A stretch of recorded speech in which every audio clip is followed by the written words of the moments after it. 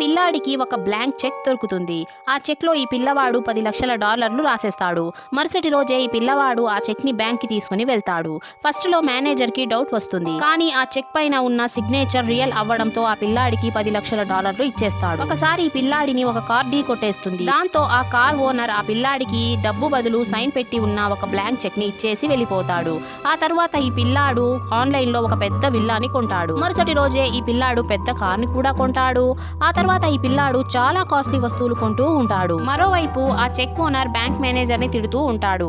మరుసటి రోజు ఈ పిల్లాడి నాన్న తన ఇంటిలోని సామాన్లు పెద్ద విల్లాకి షిఫ్ట్ అవ్వడం చూసి తన కొడుకుని ఇంత డబ్బు ఎక్కడి నుంచి వచ్చింది అని అడిగితే తను డబ్బుని షేర్ మార్కెట్ లో పెట్టి చాలా డబ్బులు సంపాదించానని చెప్తాడు. ఆ తర్వాత ఈ పిల్లవాడు ఆ డబ్బులతో ఖరీదైన వస్తువుల్ని కొనుక్కుంటూ ఉంటాడు. మరోవైపు ఈ పిల్లాడిని వెతుక్కుంటూ ఆ చెక్ ఓనర్ మరియు ఆ బ్యాంక్ మేనేజర్ ఆ విల్లాకి వచ్చేస్తారు. పార్ట్ 2 కోసం ఛానల్ ని సబ్స్క్రైబ్ చేసుకోండి.